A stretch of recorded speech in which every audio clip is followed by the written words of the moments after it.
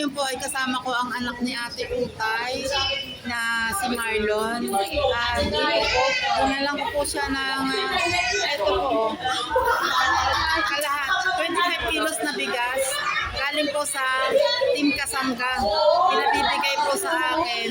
At may kasama pa po yung iba pero pag-uusapan po muna namin ni Naknay kung anong magandang gawin.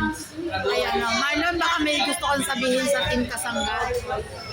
Maraming salamat po sa tulong po ng Team Kasangga para po sa bigas po, para po sa nanay ko po.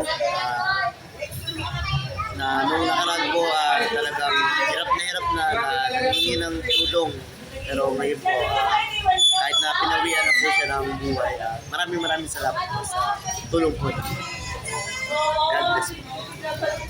Ayan yung tulad nga ng sabi ni Marlon, malungkot pa pangyayari dahil ang nanay niya ay pinawian ng buhay kaninang umaga.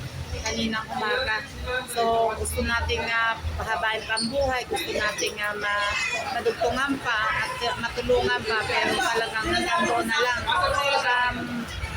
Yun ang hanggang doon lang ang plano ni Lord sa kanya. Ayan, maraming salamat ulit sa Team Kasangga. Salamat sa tulong nyo kay Marlon at kay Ate Utay at sa kanyang pamilya.